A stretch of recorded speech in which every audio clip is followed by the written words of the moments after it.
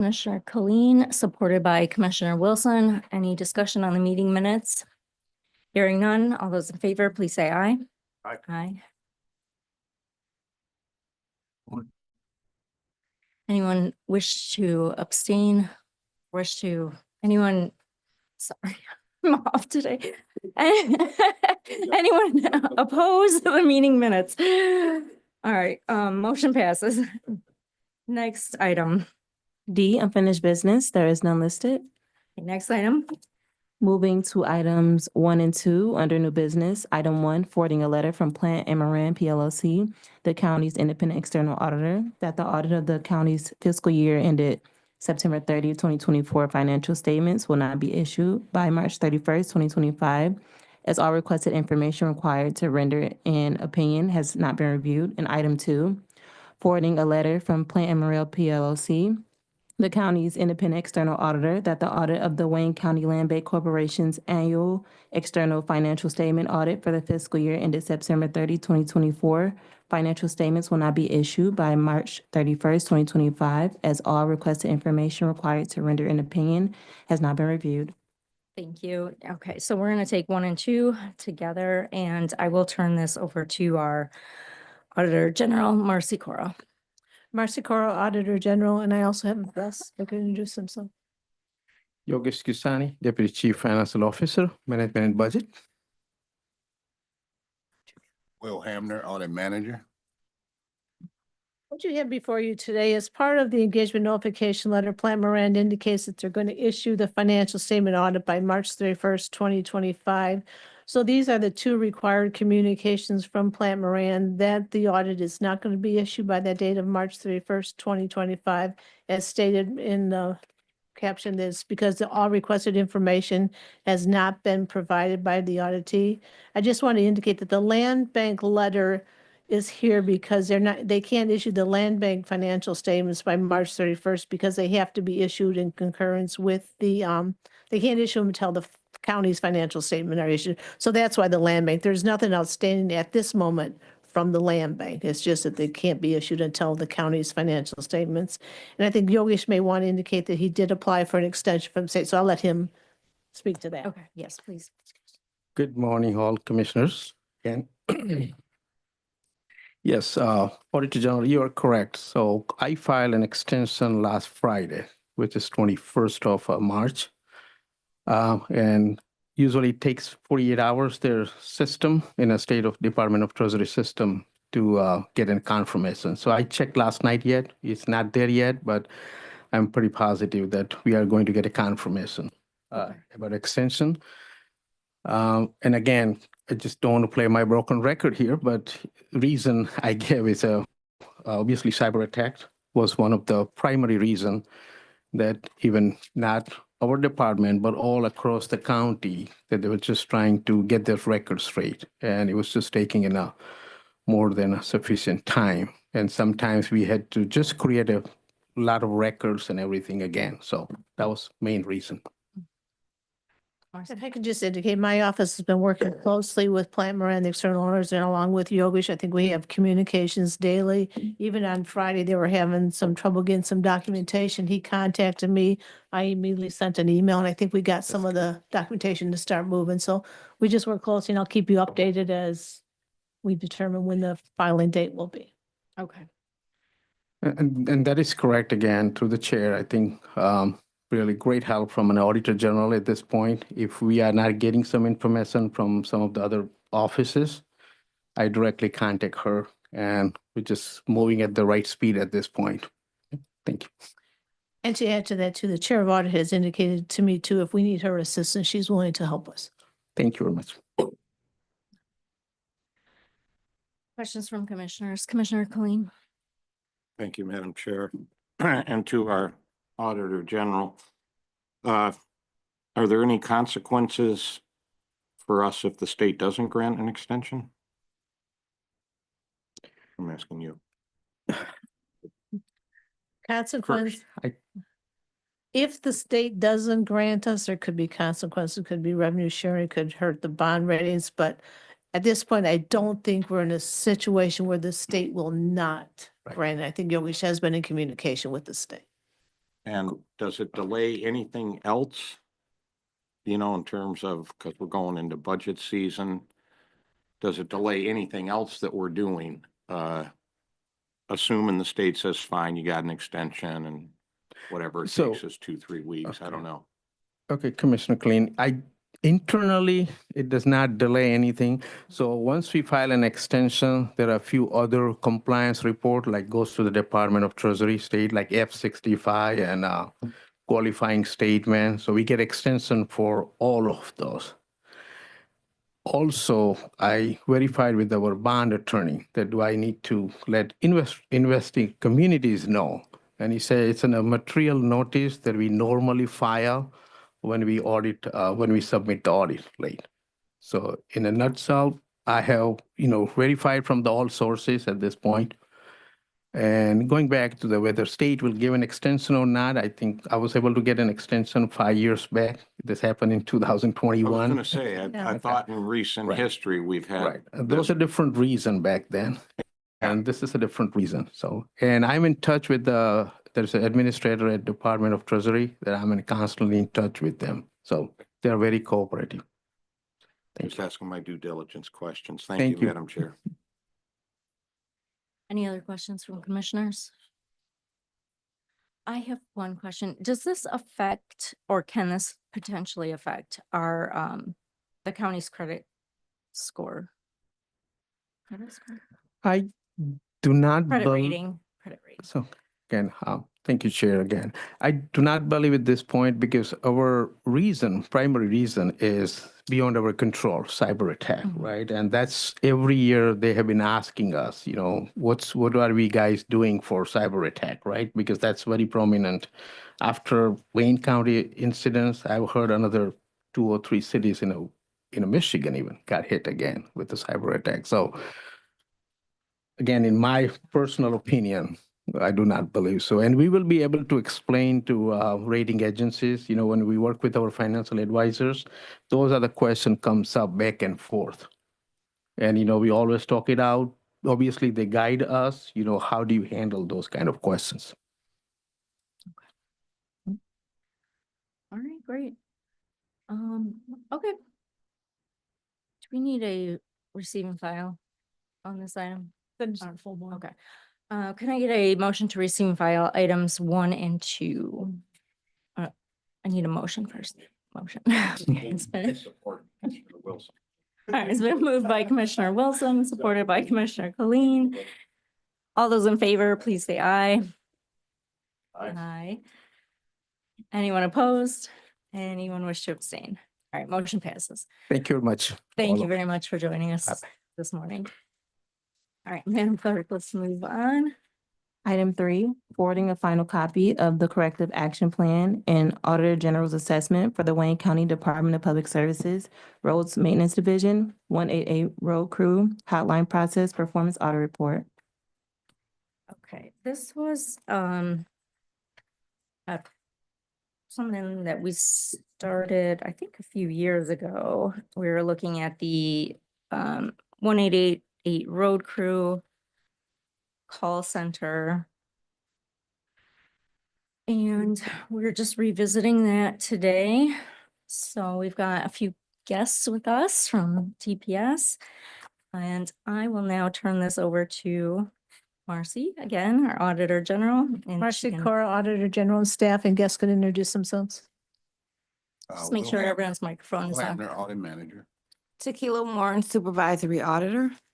Erica Jones, Principal Senior Auditor. Matt Landry's Legislative Auditor 3.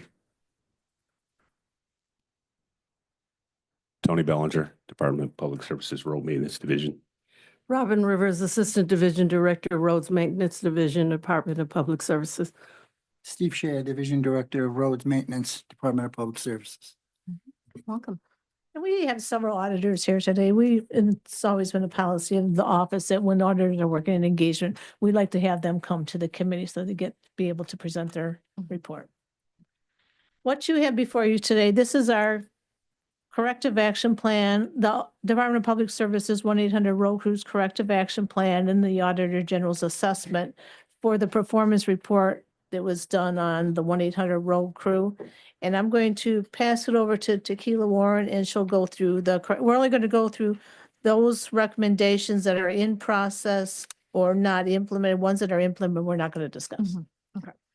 Our assessment of the 9 recommendations found that management took sufficient action to address 4 recommendations identified within the audit report.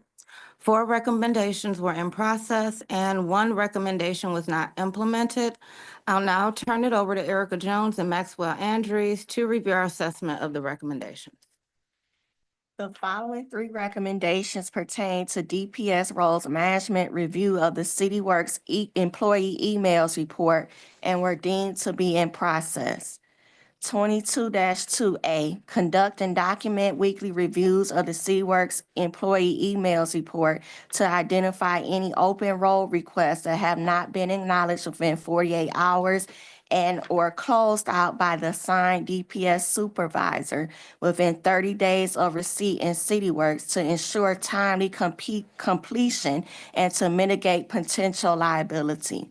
22-3A, enhanced monitoring by conducting and documenting a weekly review of the CWorks employee emails report to identify any role hazard requests that have not been assigned to a DPS supervisor, acknowledged by a DPS supervisor within 48 hours of receipt, and closed within 30 days of receipt.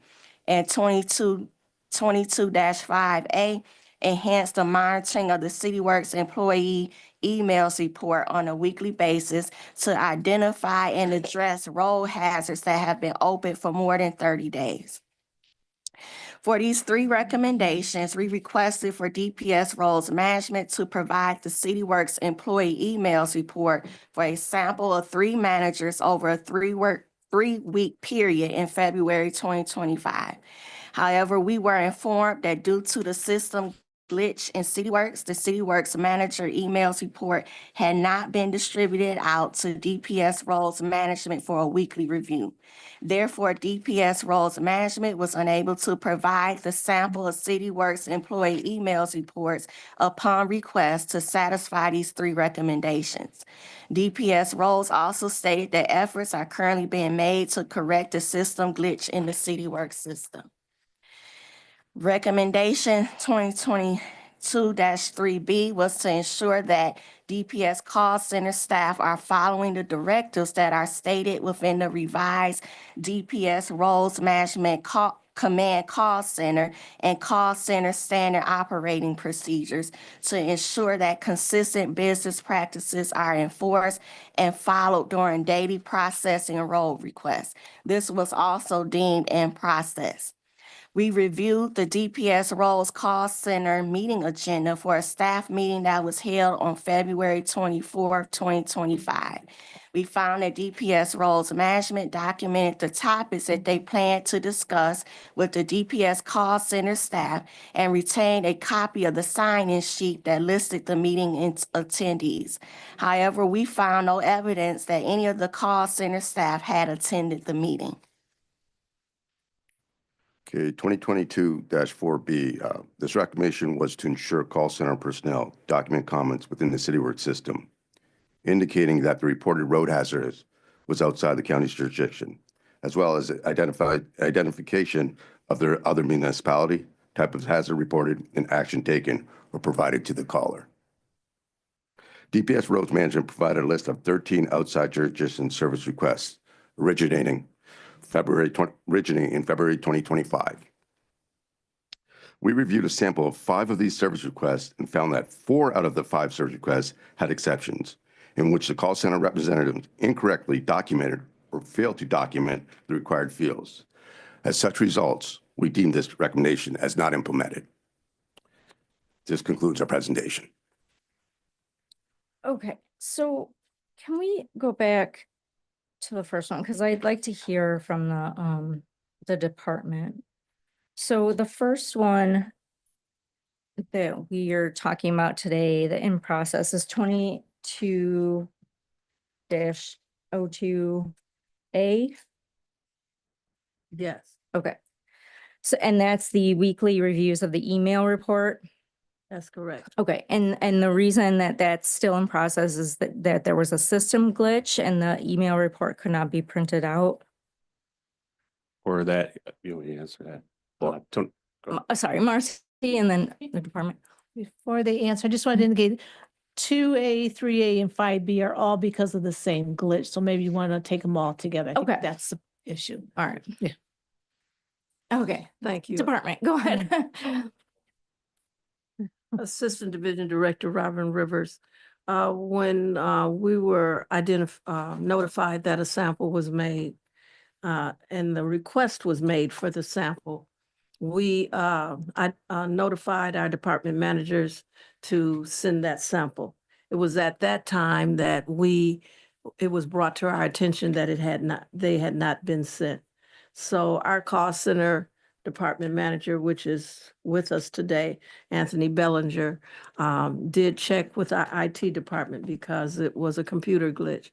And they are trying to identify why it is not populating. That is the reason why they were not able to acquire the sample. What I do want to stress that we do have other efforts in place in addition to that, that allows us the ability to monitor our department managers and to make sure that they're still doing it. I require that on a weekly basis on Monday, that each department manager from all of our areas submit to me a report that indicates how many service requests they received in that particular week, how many that they acknowledge, how many were updated, and how many were closed. I brought a sample of how that looks.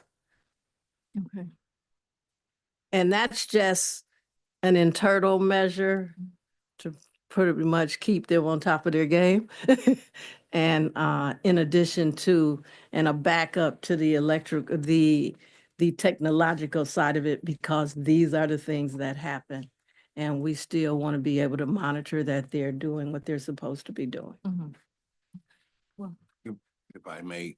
And the significance of this is that there's a Public Act 170 of 1964. It's the governmental liability of negligence that states governmental agencies should repair all road defects within 30 days of their discovery and or known existence to mitigate any legal liability that is held from vehicle damage claims and or personal injury claims by county civilians for defective roads. So the county has some exposure there. And so the monitoring and closure of these complaints as quickly as possible within the 30-day period can mitigate that liability. Yeah.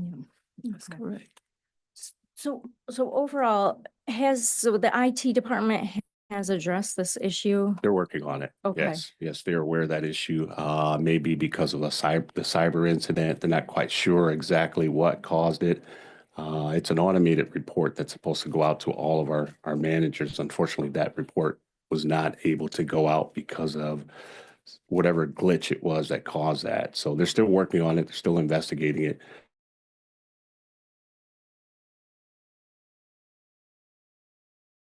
They are also working on a update. So we're in the process of working with a vendor to get the system updated so that those features should be hopefully within the new application.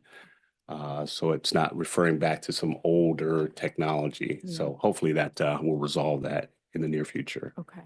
And that update is to move everything into a cloud process, which had not been before. Because one of the things that really, really affected us is that we had a server that stored all of our data. And during that cyber event, we lost our server completely and they were not able to retrieve it. So we've been manually trying to recover as much as possible. Reconstruct new ones too. Okay.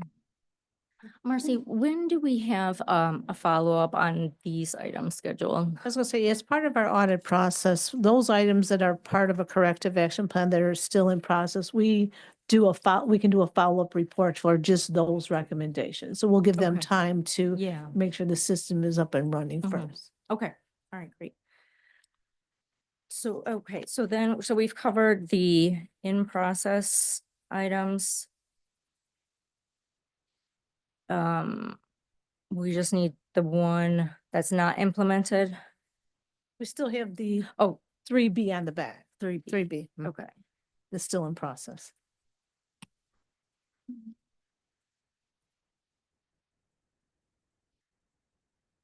And I believe this one, the issue was they have the sign-in sheets for the staff meeting, so it's Yeah. just making sure that the staff are signing in on the sign-in sheets and maintaining those. Okay. That's correct.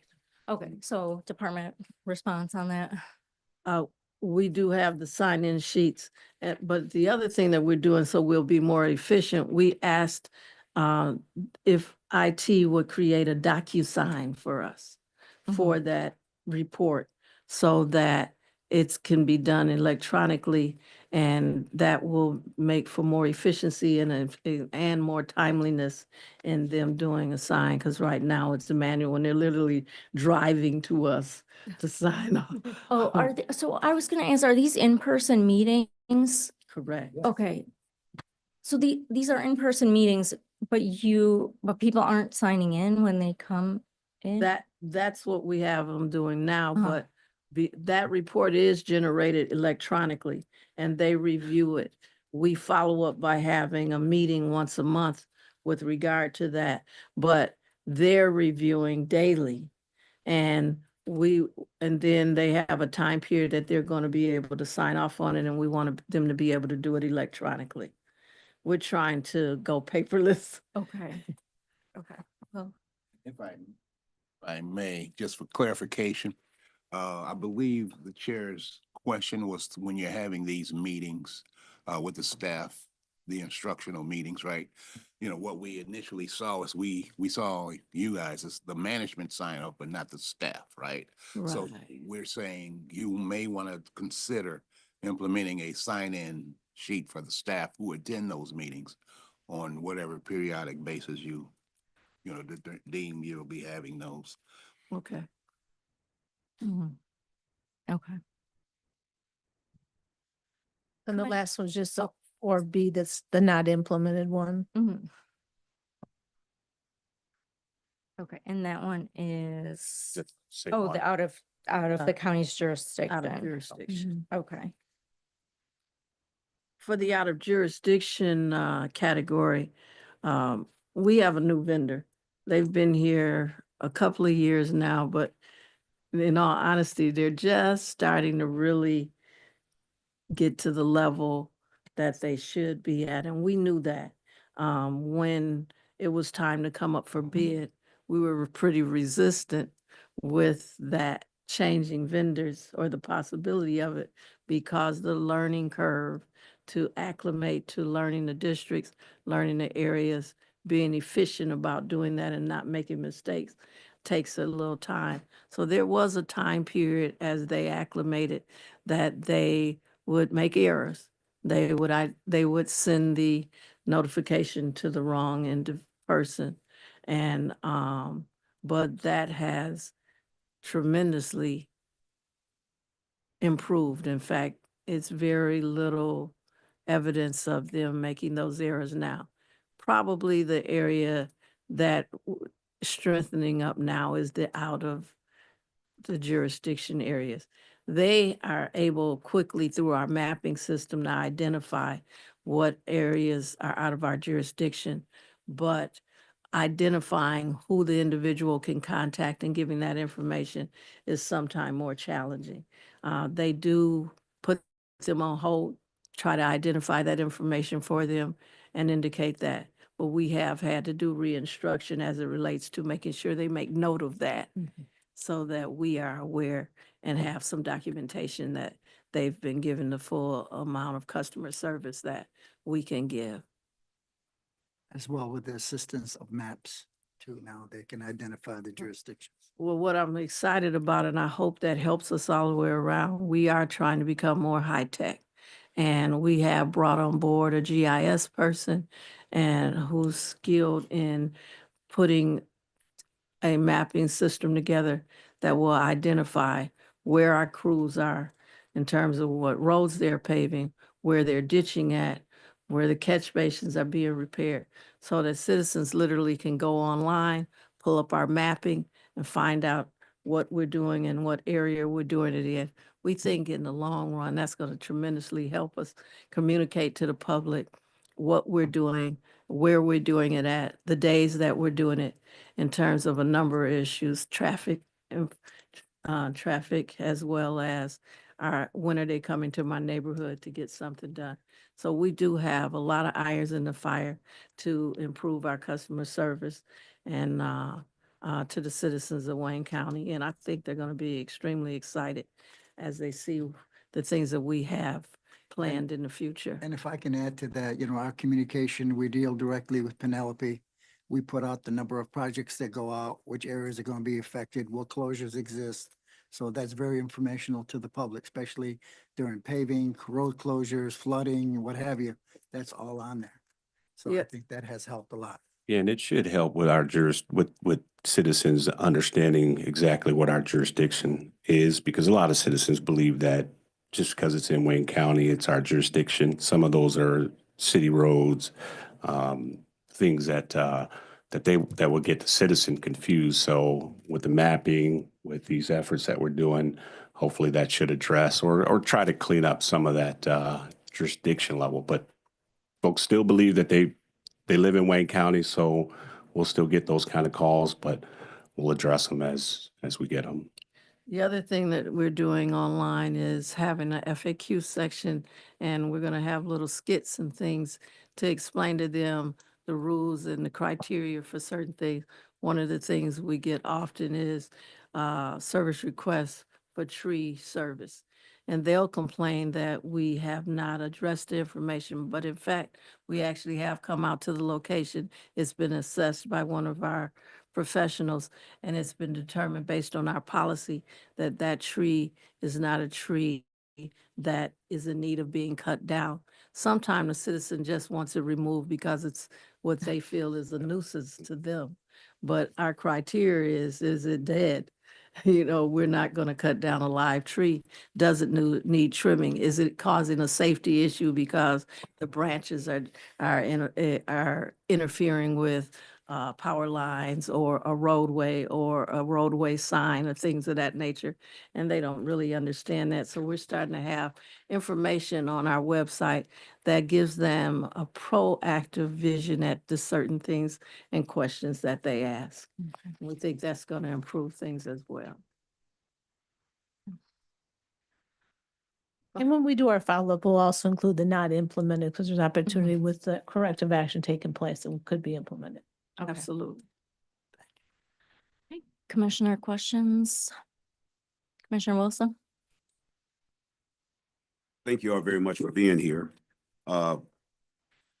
Steve, you may have touched on it, I believe, but and I heard that given the cyber attack that we had a few months ago, we lost a lot of data. And obviously citizens call in and make complaints, they have concerns, and you store it, you respond, obviously within 30 days, what our goals are. And again, you may have touched on, but where did those complaints go? Are they still lying dormant, or how do we find out these? Because I know I get a lot of calls to my office. My legislative aide, Diane, is probably worn out back there, sitting in the back. So there are a lot of concerns in terms of residents, because again, personally, I represent 3 townships and a lot of damn dirt roads. I'm telling you, a lot of ditches, a lot of culverts, a lot of flooding. It's like, I'm gonna pour some hair out if I got any left, but it's cool because you guys do a great job of responding. I have to give it to you, Steve Shea, who I got to know personally, as well as Dayu, and obviously Ashley Mackey, who's sitting in the back there, like my best friends now, because I'm always kind of hounding them about all of the issues that are coming into my office. But I say all that to say this: it costs a lot of money to be able to maintain roads in Wayne County. 43 communities, roads are worn out.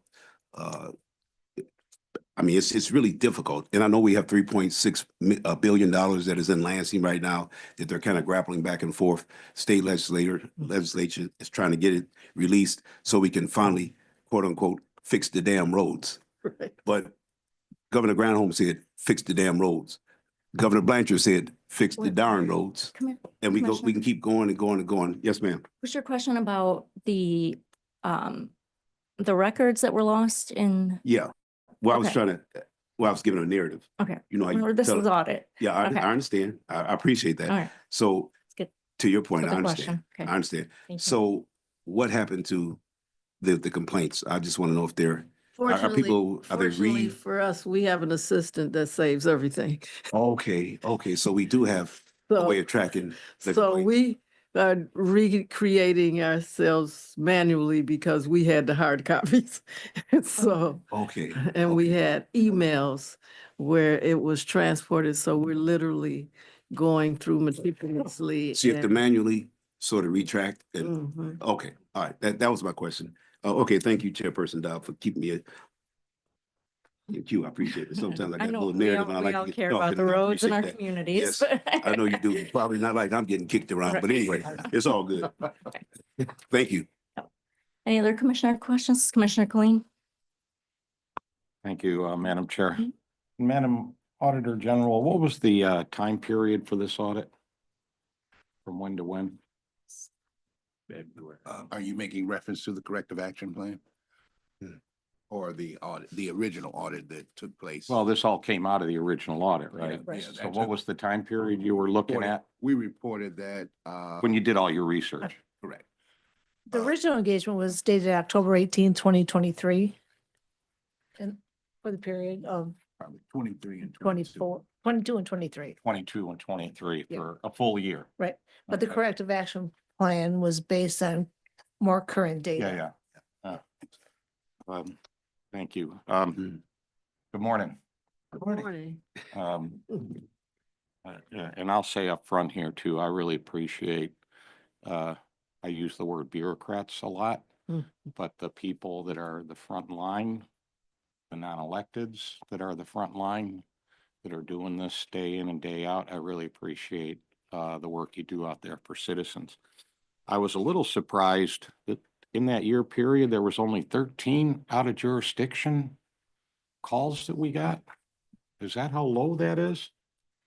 That was referenced in the, I think that was for February. I think Yeah. they did a small time window Right. in Right. February. well, that's why I was asking, Yeah. the time window. Yeah. So how much, because when I saw that, I thought, no way, right? I posted all the time, right? Any damn road, call us, we'll get it to you. So over the course of a year, more or less, how many out of jurisdiction? If I may, Commissioner Colleen through the chair, the department implemented their corrective action in February of this year. So we can only assess activity from that time Yeah. period. So Well, that's why I was asking them, over the course of a year, how many do we So- get? So basically we would say, we assess the month of February. So within the month of February, there were 13 out of Yeah. county jurisdiction. So 13 times 12. Well, yeah, I was doing that math in my head, but still, that only is like 150 over the course of a year. I would think that it's much higher than that. I was just surprised. Actually, it's not that much higher than that. Really? Okay. And we have, for whatever reason, we have waves. Sometimes things are Well, maybe low, when I post it. and then at other times, Yeah. we'll have a Okay, I was spike. just, not a biggie, but, So it varies. and I'm keeping in, Mr. Hamner's comments on the state law and liability and the 30 days and stuff.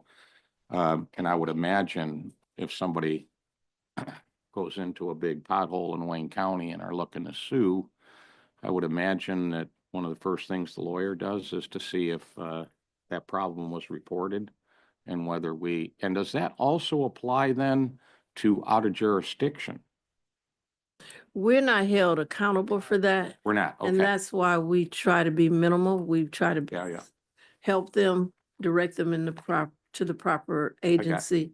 I'm but just we worried don't about wanna our bring any- liability. Yeah, we don't want to bring any liability on us. Yeah, right. So, but my main question here was on actually, one that we didn't talk about,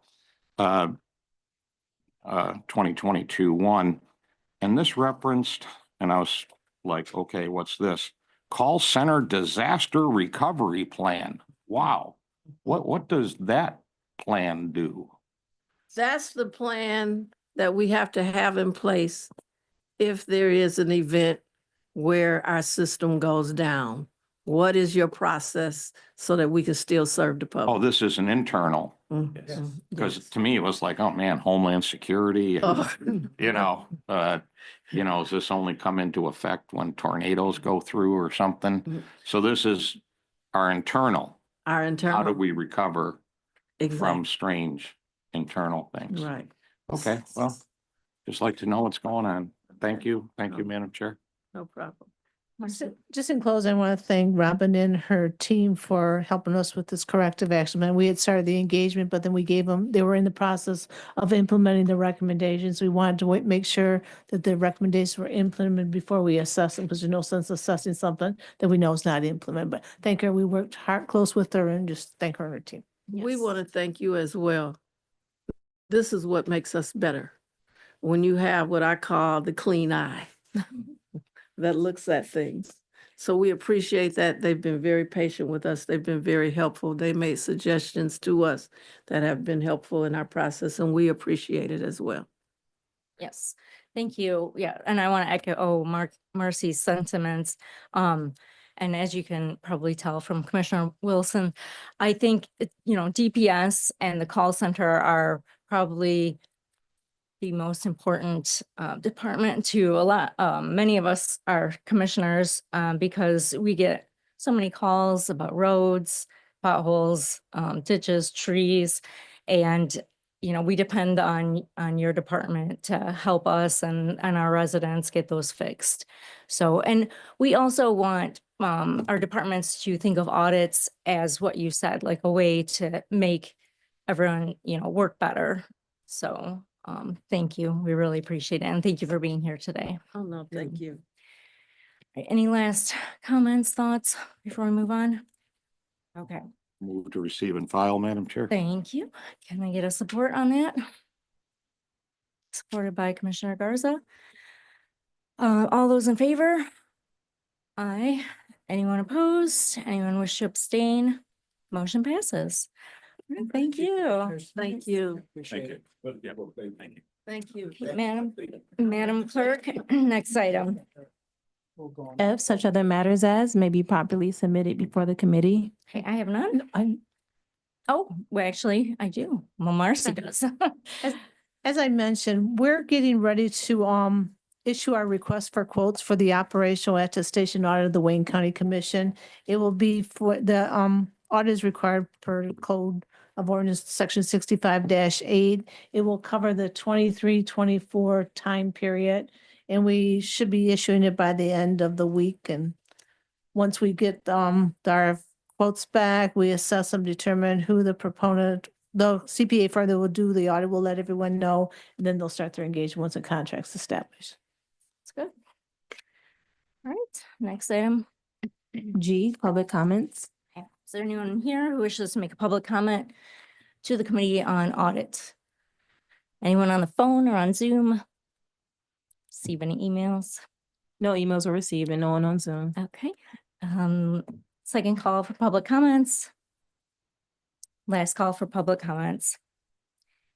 Hearing none, next item. Adjournment. Is there a motion to adjourn? Okay, it's been moved and supported, and without objection, we are adjourned. Thank you.